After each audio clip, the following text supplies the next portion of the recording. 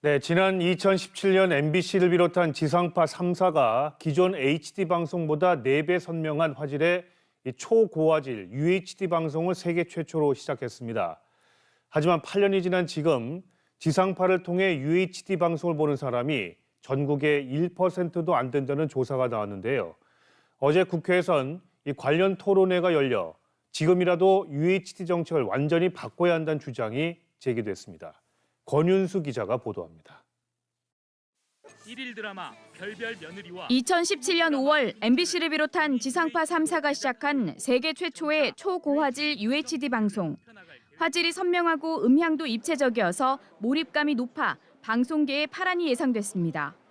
하지만 8년이 지난 지금 UHD 방송을 보는 가정은 1%도 안 되는 걸로 추산됐습니다.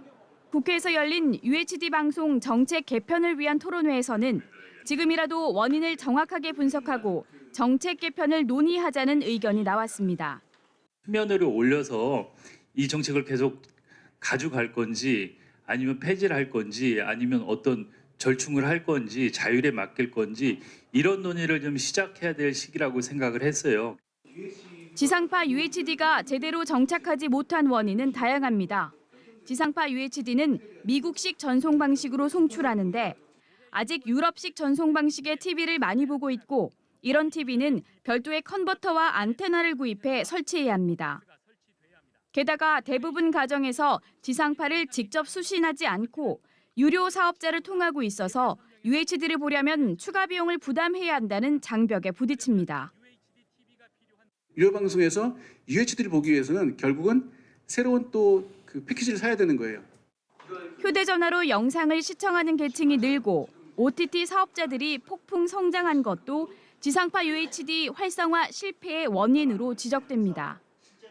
UHD 도입 초기 방통위는 2027년이면 100% UHD 방송이 가능할 걸로 내다봤지만 2022년 기준 방송 3사 UHD 편성 비율은 20% 수준에 머물렀습니다.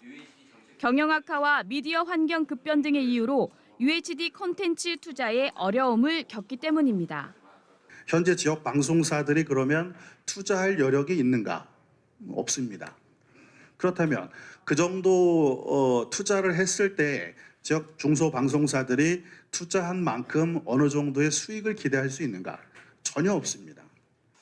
그래서 정책 완전 폐지를 포함해 UHD 정책을 전면 개편해야 한다는 주장이 제기됐습니다.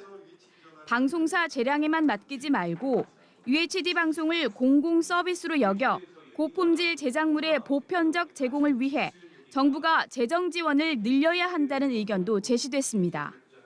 UHD 전환을 빨리 시급하게 해줘서 지상파가 좀 더 경쟁력을 갖고 경영에 좀 숨통을 띌 수 있는 이런 방안의 정책을 좀 만들어야 되고 국회에서 좀 UHD 특별법을 빨리 조속히 추진을 해주시면 어떨까 이런 제언을 드립니다. 세계 최초라는 타이틀을 가지고 출발했지만 현실에선 외면받고 있는 UHD 방송을 앞으로 어느 방향으로 어떤 속도로 추진할지 정책 대전환이 필요한 시점입니다. MBC 뉴스 권윤수입니다.